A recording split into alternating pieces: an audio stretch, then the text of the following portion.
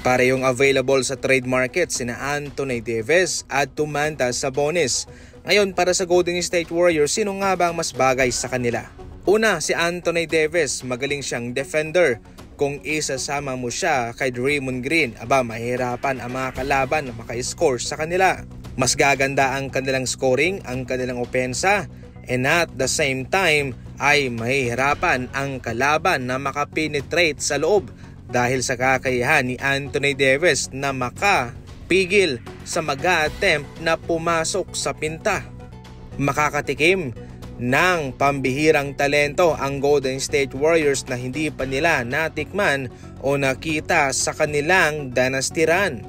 Pero mabigat po itong value ni Anthony Davis kaya paniguradong maghihiwalay din po ng landas ang Golden State Warriors kay Draymond Green o kay Jimmy Butler.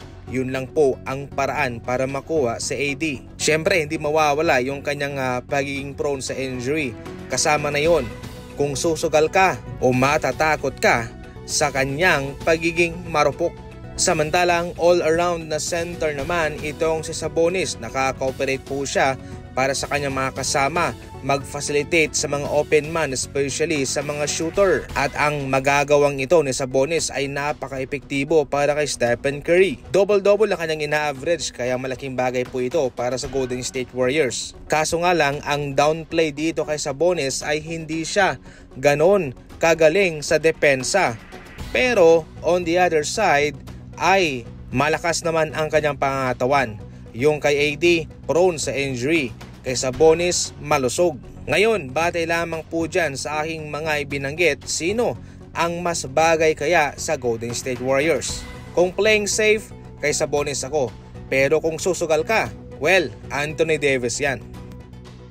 Sa ating huling balita, pinadala ng Miami Heat itong si Josh Christopher sa kanilang G League at doon muna siya maglalaro.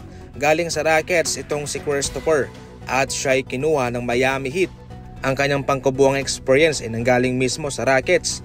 Ngayon, sa Miami Heat naman siya. Siya nag-average ng 6 points per game, 1.8 rebounds per game, and 1.5 steal per game. Shooting guard po ang kanyang posisyon. At para sa isang shooting guard, napakataas po ng kanyang height.